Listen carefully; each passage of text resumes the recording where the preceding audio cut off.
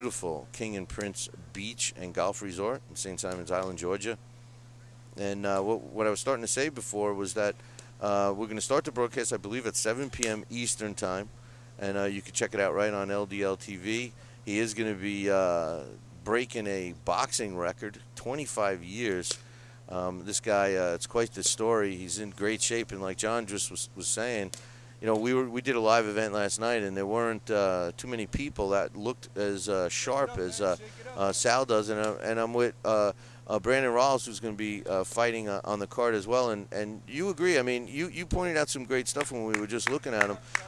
He keeps his hands up. Technically, he seems pretty solid. Yeah, and I think Rocky fits him because he's in there, like hooking, swinging. He just don't have the southpaw. That's about it. I mean, he's in there to take a beating and give him one too.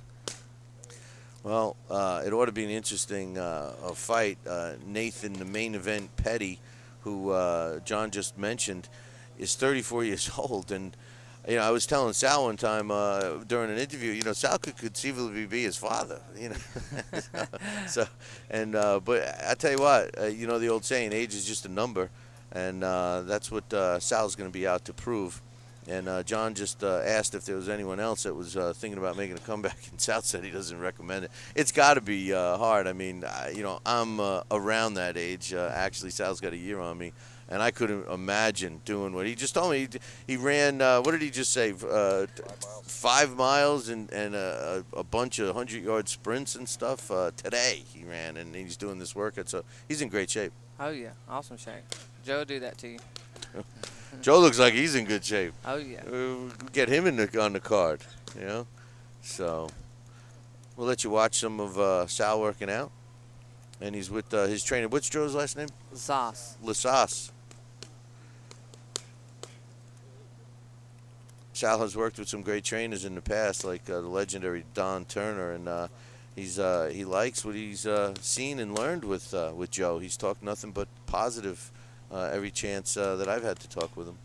And you've always worked with Joe, right? Yes, I've been with him for about 5 or 6 years now. And he's awesome. You think you're in shape, and then he changes it up on you and shows you. You got to start over. He never lets you hit that plateau effect. Now, does he help with nutrition as well? He gives pointers and stuff like that, especially like right now, me cutting for a fight. He lets me know the diet that I need, what I can and can't have, and he stays on me pretty good about it, so my weight. Well, it looks like John's going to say something again. Sal was 28 years old when he retired from the game of boxing in 1988. Ronald Reagan was president. None of my kids were born yet. Billy C. was not quite a senior citizen yet. On the call will be Talking Boxing with Billy C. Bill Calogero. He does a boxing show every single day of the week from 5:30 to 7:30, all around the country on cable and satellite and everywhere else. He's on the call right now, live. We're streaming right now on LDLTV. Sal's last fight was against a guy named Louis Lamelli.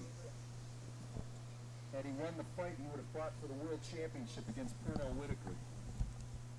He went into the fight a little bit hurt, took the fight he shouldn't have, lost the fight.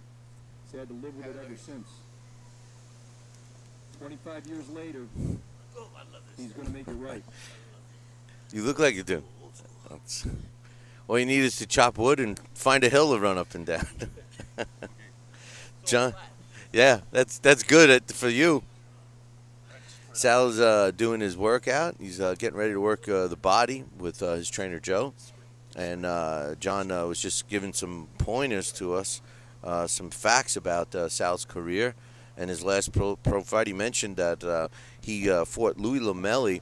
And the way it was, in case you haven't been listening to the show and in case you don't know what the story is, Sal was one fight away from getting a world title shot. And what happened was he was in no condition to fight that fight against Louis Lamelli. He actually had a severe, if you're a fan or a listener to the Talking Boxing with Billy C show, you could go back and listen to the interview that we had with Sal. We had a couple of interviews with him. And what had happened was he had severely torn his hamstring. and was not able to really walk, let alone punch off it.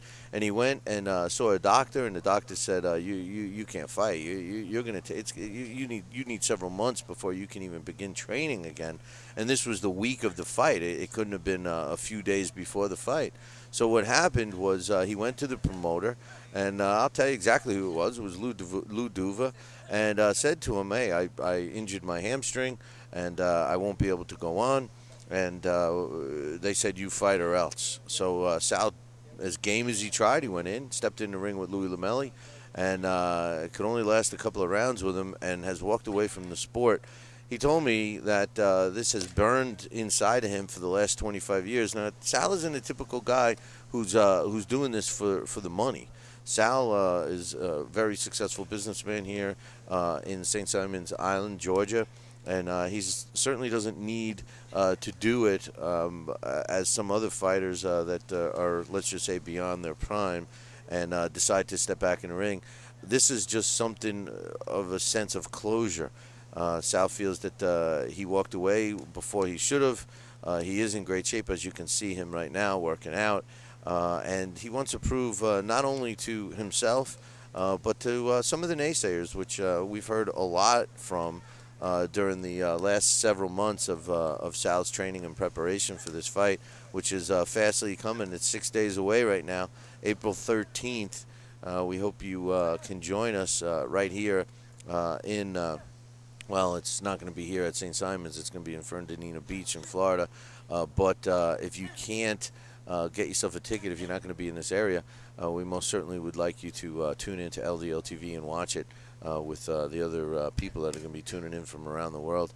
Now, Sal is going, when he's done with his workout here in a couple of minutes, he's going to come and sit with us and give us his reasons, once again, why he's doing this and how he feels, and as he prepares for Nathan Petty, who is going to be fighting him, 34 years old, and he's the youngster in the fight. Sal is 53, as I've mentioned, and we're getting a glimpse at what Sal can do. You know, and I don't know if you can see from the camera or not, but he's very defined, you know, for a guy that's my age, and I'm nowhere near the definition of him. His legs are in great shape. It's something that, if you've ever heard me call fights before, it's one of the first things I look at in a fighter to see what kind of condition the legs are in. And if you can see right now, Sal's legs are solid. And, you know, it shows a few things in a fighter. Number one, it's showing us the kind of shape that he's in. He's been running a lot. His cardio is in great shape. But to me, it also shows some punching power and the ability to absorb some punches as well. Sometimes when you're looking at a fighter with some skinny legs, you know, and I'll give you an example right now, not to point out his trainer right now, but his trainer Joe has got about 2 feet on him in height, and he's a monster guy. But if you look at the 2 legs right now, and you can see them when he gets up close, that Sal's legs are actually more muscular and are thicker than the guy who's a foot taller than him. So pretty impressive, if you ask me. Joseph Zah. He runs Zaz. Did I say it right? Joseph Zaz. He runs Brunswick Boxing down there, but he runs a tight ship. He's got a different style. It's a European style. Very controlled, very technical, very precise. It's not wild. It's you know, it doesn't emphasize power. It emphasizes accuracy, defense. A little different from what Sal trained with some of his other famous trainers, Don Turner, some great trainers. Chicky Ferrara, Lou Duva. A lot of guys that are not quite the European style. So it's a little different for Sal, but he's seems to be responding to it, as you can see. John addressing the crowd here with some of the style of training methods that John is going through. And Sal's talking to the crowd right now. I don't know if you can pick that up. I'll let you try to listen. Definitely pick it up from pointers. He's going east, to west. He's hydrating up. John is emceeing us right now. He stopped emceeing us, so I'm gonna talk. He said that we might be getting Bobby Chez on the phone. You tried? Yeah, we're going to try to get Bobby Ches on the phone. Now, Bobby Ches was worked with Sal Cenicola. And interesting story about Bobby. We all know Bobby was former world champion in a couple of different divisions. A great guy. He's been on our show multiple times. And, you know, both Bobby Ches and Sal fought in the amateurs together. And they were in a position where they were supposed to get on an airplane, and they didn't get on it, and the plane subsequently crashed. So real sad story there. Lucky for Bobby Ches and Sal Cenicola. So hopefully we can get Bobby on here in a second, and we will chat with him for a minute. And Bobby is doing very well right now outside of boxing. He's, as you know, he did some announcing. Great job doing color ringside analyst. And he's also been on our show. And sounds like we're going to be getting him on the air here in a second. I'm going to put you on with Billy C. The stream's on right now. Hang on. And, it's weird because I got to put you in a speakerphone and then into the headset, so hang on 1 second.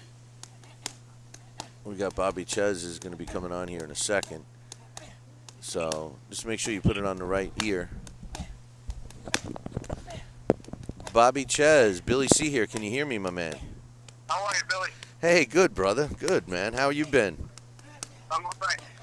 Well, listen, you know the story here with Sal Cenicola. You guys, you know, worked together a long time ago. I got to ask you, what's your thoughts at 53 years old? Sal Cenicola returning to the ring after 25 years. I mean, what's your honest opinion of this? Well, you know, my honest opinion of it, the intelligent nature of that would be not that. I don't think it's that smart a thing to do. However, you know, he's picked an opponent that's not extremely dangerous and somebody that he can probably handle, you know, relatively well. So he has something to prove to himself. This is between he and himself. That's exactly what it seems, that he needs some closure and stuff, and everybody feels, you know, you put it in a nice way, but, you know, I call it like it is. He's crazy. He's nuts, you know, at 53 years old. But I will say this. We covered a fight last night, Bobby, and Sal looks like he's in, if you just look at him physically, he looks like he's in better shape than most of the guys we saw in the card last night. Well, you know what? The looks can be deceiving because it's functionality that makes the difference. The last fight I had, I probably physically looked better than I had in my entire career because I worked out so damn hard. I was 36, and my body just didn't function, even though it looked good. Well, you know, that's what a lot of people have said, and especially some other fighters that you know, decided to make an ill-fated return to the ring. That, you know, in conversations that I've had, and they've all said the same thing. You know, they said you know, the body changes, and it may look good, but, you know, when it takes that first punch, that's when we're really going to see what's going to happen. I mean, what's your thoughts? Well, I fought till I was 36, straight through from 18 years of age as a pro. As 10 years old is when I first started boxing. So from 10 to 36, 26 straight years of fighting, I know every level of the game. And I'll tell you what the difference is at 36 or 35 or 40 and above. The ability to execute may still be there, but your ability to sustain damage considerably diminishes. I think that's going to be key when he gets hit, and he gets hit. Hope he gets hit hard. I think that's going to show more than what he's able to do on the offensive side of the fence. Yeah, you're right, and that is the thing. And you know, medically he's tested out, and you know, obviously everybody's got the concern that you know, he gets out of this safe. One thing that he had told us, the parallel with you, Bobby, and how you two guys luckily didn't get on a plane. That didn't end too luckily. You want to tell us a little about that, and what that feels like when you think back on it? Well, I'll tell you, I remember very distinctly when my father was at work. He called me and he said, "Son, you remember that plane trip to Poland you were supposed to take?" And I thought, and because of the car accident I got in, I broke my nose and busted my face up pretty badly. I had to withdraw because my nose was set in a cast for 8 weeks, et cetera, et cetera. But I thought my father was going to, you know, drill me about that. And when he said, "Son, the plane crashed and they're all dead," I remember on the phone, I was talking, it just froze. I mean, I jokingly say, you know, they say that the chill goes up your spine. Well, one was dancing up my. I mean, I could not. I just could not fathom that I was literally scheduled to die. It's amazing, and both of you, somebody was watching over both you guys that day, and I know that when we talked with Sal, who's going to be coming on here in a second, he said that almost word for word what you did about, getting a chill and his hair standing up on his neck, and obviously I've been lucky. I've never had to face something like that, but it's got to be something that sticks with you for a lifetime, really. Well, yeah, you know what? If I had been on that plane, I never would have went on to win any of my world titles, broadcast for Showtime, been married or had a daughter, and all the things that transpired after that plane crash would have been zero for me. And it's just amazing. Well, Bobby, listen, man, we know you're busy, and I appreciate you taking some time with us on our live workout here. And we got to get you back on my show, brother. I think I'm going to reach out, and when you got some time, we'd love to have you come back on. Be my pleasure. All right, Bobby, thanks a lot, my man. Good day. All right, take care. That was Bobby Ches, former world champion and a good friend of Sal Cenicola. And he was just on the line giving us his thoughts. And, I had to ask him about that plane crash and how emotional Sal was when we were talking about that. And, I tell you, it was something terrible and that happened to the rest of that plane. In case you don't know what that whole story was, Sal and Bobby Ches were scheduled to be on this plane. It was an amateur event that was going to be taking place in Poland, and neither one of them got on that plane. As you just heard, Bobby's reason for not being on that plane was that he had injured himself, and Sal. I actually he was under the weather as well, and they didn't get on that plane, and next thing we know that plane crashed. So we got John Mosquinos is chatting with Sal right now. We're going to get Sal on the line here in a second, or sitting next to me. He's not going to be on the line. In the meantime, we're watching Brandon Rawls. We're doing his workout, and hope you are enjoying this live workout with former world title contender, top ranked contender. As a matter of fact, Sal Cenicola was ranked as high as number 5 in the world, one fight away from a world title, open out, and he's going to be getting on the air with us right now. So we'll chat with him right now in a second. He's going to get mic'd up here in a second. Yeah, well, we grab and get him on air. Here, just wipe your head off before you put that again. Sal's going to get mic'd up here after his workout. And we'll see what he's got to say.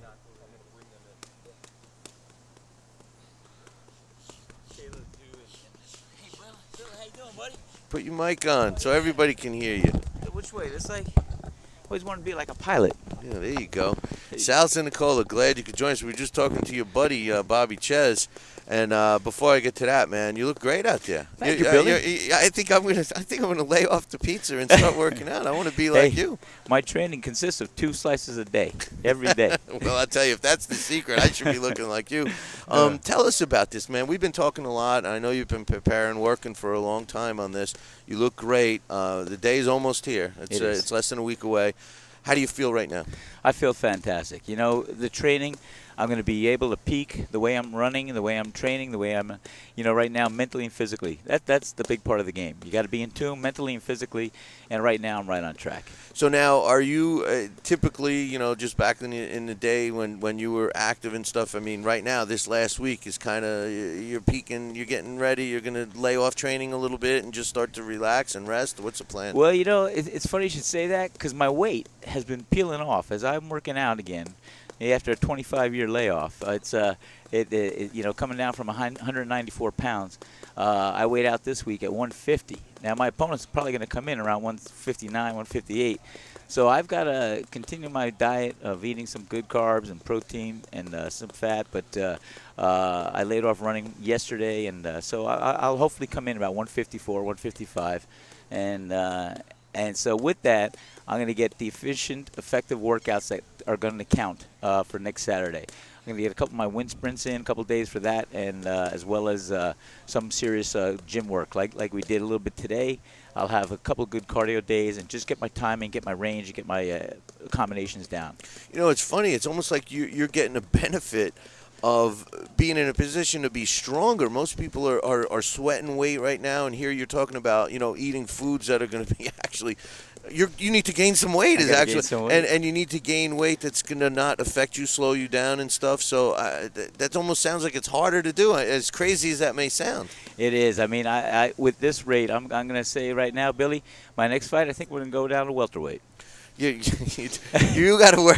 You got to worry about the fight this week. But yeah, you know, conceivably, if your opponent comes in, if he's walking around at 160 and he's got to dry out to be at 154, you're going to have a huge advantage. You're still going to be what you are right now for fight time. That's going to make you feel good. Yeah, I'm feeling real strong, and you know, it's funny when I used to peel the weight off either from wrestling or for boxing. You know, you still try to do the weigh-ins. A lot of things have changed since I last fought. We used to weigh in the morning of the fight, and I thought that was going to happen this time. I said, you know, what the heck? I'm going to weigh in the morning of the fight. I'll have my Gatorade and my banana, and we'll get the bowl of pasta by 3 o'clock, and I'll be fine. Right. Not the case. Yeah, John and I were just talking about that today, and you know, it's funny, that was a topic of our show last week, and I got a call from Tony Treman. He said, you know, he's sick of watching fighters that they dry out, they weigh 147, let's say, welterweight for the weigh-in, and then fight night they're in the ring at 165. I know. You know, so we're not seeing welterweights fight. No, I really, you know, like I said, it's like when in Rome, do as the Romans do. You know, I'm back in the game, and I'm looking and I'm learning about what's changed since I last fought. And do I like it? I don't agree with it. I think, you know, it's better off that day. And, you know, I understand physiologically and medically maybe that it's not the best thing on certain levels for those guys dropping 2 or 3 weight classes. But, you know, then they should choose to fight their natural weight. Right. And what it boils down to, though, now is the guys and the bodies who can lose that weight and dry out have the advantage. And that's not really fair. That's right. That's you know, right. in Exactly. a sense. Today you made the, we're looking at the front page of the Georgia Times-Union. They finally did a feature story on you, front page of, not the sports section of the paper. Tell us about what that was like by seeing that, and did anybody notice it? Well, you know, I got text messages and calls yesterday morning, and I was just grateful. We had gone down to Fernandina Beach to meet the Board of Commissioners and along with the mayor, and earlier in the week, and the sports writer, or not the sports writer, general writer for Florida Times-Union, sister paper of the Georgia Times, was there, and he took an interest, and John and I spoke to him, and his name is Jim, and he did a great job, and we were very glad that he took the time to actually reach out for us to provide a little story and a little coverage for this fight, because we're looking forward to bringing it to Fernandina and maybe have a repeat down there. Well, I'll tell you right now, this to me, it really indicates what I thought the whole time. This is way beyond the sport of boxing. This is a human interest story, and obviously we've talked about it. You're not only setting a boxing record, but a world record. The minute you step foot into that ring, nobody else has done it. A good friend of mine, he's our trivia question guru. As a matter of fact, from what I understand, he's going to be watching the fight with some of your family members, wow. Henry Haskup. And he was a guy that did all the research and indeed proved that there are several fighters that have made a comeback from between 17 and 22 years. And some of them are flaky. You can't, you know, the multiple names, they maybe not the same, but no one 25 years. Does that mean anything to you, or is that just a sideline for you? You know, I had no idea coming into this that's one of the records that would be actually set. And when I look at it, in my mind, the time of 25 years, it doesn't seem like all that time. It's a light switch. It's a light switch. I know. And you know, when I started training again, thank God for muscle memory, it was like I just took a 3-month break in between fights. It all came back, and it's amazing. And I think I've been put in a time capsule, and when I think back, wow, 25 years. That's unbelievable. It's a quarter And of a century. It's a quarter of a century. Yes, yes. If you were a car, you'd be an antique. You're absolutely right. You know, so I mean, 25 years. We were just speaking about the past. We were just talking to Bobby Ches, and he says that he knows you're in great shape, but like everyone, he says once you get that first punch, hopefully everything works out. And I brought up something that you and I talked about on the show a few weeks back. The bad result of what happened to the plane heading for Poland, but the lucky part of it where you and Bobby were not on that plane. And Bobby said, he almost said word for word what you told me when we talked. He said that just mentioning that brought chills to him. Why don't you tell us that one last time? I just got chills up my spine as we're mentioning it. It's something that, and maybe it's one of the reasons why I choose not to fly today.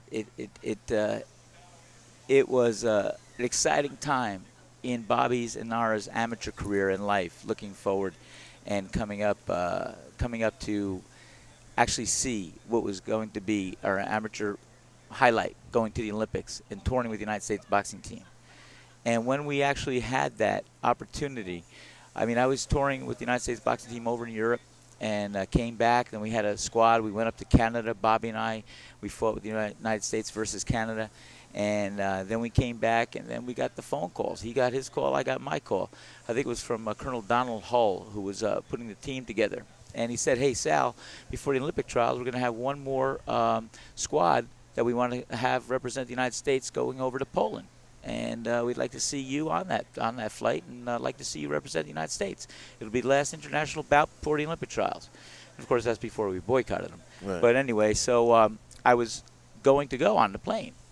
And my friend Dr. Alan Levy, who was also a sports physician for the New York Giants, he took care of a lot of my medical conditions, whether it was a stress fracture or muscle pull and things like that.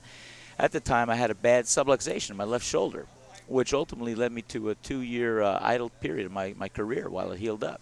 But actually, he's the one that suggested, he said, Sal, I really feel your shoulder, I've shot it with enough cortisone, and any more is going to damage it. I think right now you need to really rest it, especially if you want to go to the Olympic trials in 2 months or so. You need to rest that shoulder. And I told the USA Boxing Committee that I will not be going to Poland to represent the United States on this trip, and I was a little bit torn by that. I felt that as much as I wanted to go, I felt I was going to take my doctor's advice, and I prayed about it, and I didn't go. And then when I realized what happened, and I heard what happened, I'm speechless right now. I'm getting chills all over again. It's amazing, and you wouldn't be doing this comeback. Bobby Ches just said the same thing. His case was that he was in a car accident, broke his nose. I remember that. Yes. Between the both of you, it was a time when you wanted injuries. Hey, listen, I know you're starting to get a little cold here, and I don't want you to get a cold. So I suggest you go get some clothes on, and I don't want you to, we don't need you to have a cold come Friday. But Sal, I'm going to be seeing you later in the week, and we're going to be doing some shows. I think we're going to be broadcasting from your restaurant, and I look forward to chatting with you again, my man. Billy, I appreciate you coming down here. And don't forget, I'm going to be also giving you one of your best Jersey pizzas you've ever had in Georgia. I can't wait for it. I can't wait. We'll be looking forward to that, my man. Sal. Thank you, Billy. We'll see you soon. I'll be seeing you hopefully tomorrow. Okay, you will. Sal Cenicola making a return to the ring after 25 years. You can still get some tickets. Visit salcenicola.com for all the ticket information. If you're not going to be in the Fernandina Beach area to watch the fight live, you can definitely check us out right here on LDLTV. We're done with the workout, and that's it for now. We'll be we want you guys to tune in later in the week. Visit the website www.ldltv for all the information about some special broadcasts that we're going to be doing later in the week. I'm Billy C, and we'll talk to you then.